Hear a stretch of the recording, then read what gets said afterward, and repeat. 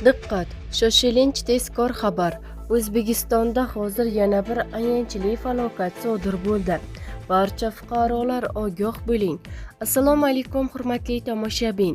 Tezkor yangiliklardan birinchilardan bo'lib xabardor bo'lishni istasangiz, videomiz ostida bir dona like va podpisatsiya tugmachasini bosib qo'yishni unutmang.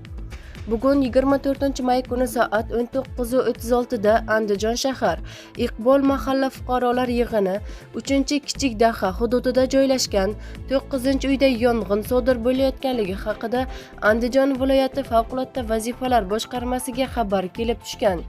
Shunga ko'ra, yong'in o'chirish xavfsizligi xizmat xodimlari 19:44 da aytilgan manzilga yetib borib, sodir bo'lgan yong'inni batamom o'chirishgan.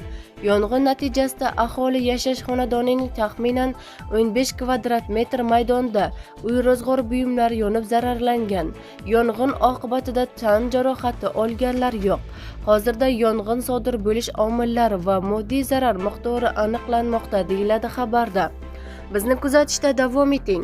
Kanalimizga obuna bo'lib, podpisatsiya tugmachasini bosib qo'yishni unutmang.